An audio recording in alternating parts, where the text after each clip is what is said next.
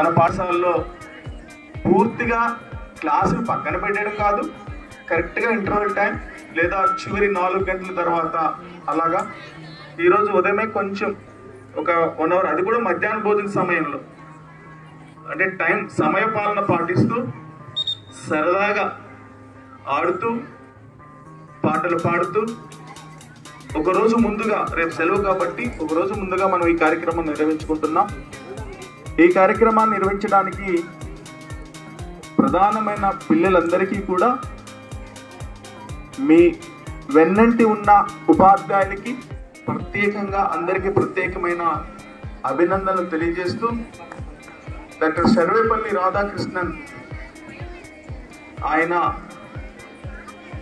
ఒక సాధారణమైన ఉపాధ్యాయుడి దగ్గర నుంచి ఉపరాష్ట్రపతి వరకు ఎదిగి, అంతేకాకుండా భారతీయ తత్వశాస్త్రానికి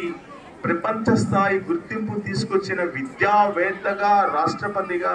గొప్ప వ్యక్తిగా కీర్తింపబడడం అనేది ఆయన పుట్టినరోజుల వ్యవహారాలు కాదు,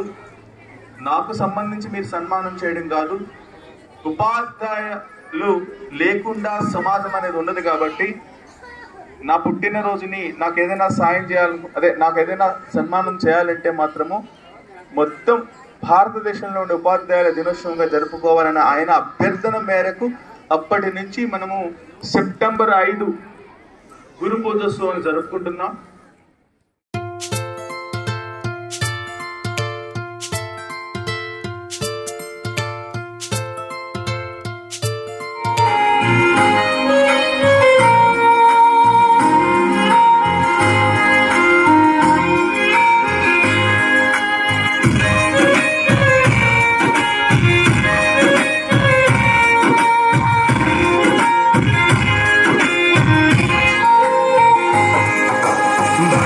బతుకులు తీర్చిదిద్ది మా భవితకు బాటలు వేసి, అజ్ఞానము చీకటి తొలగించి విజ్ఞానము వెలుగులు పంచి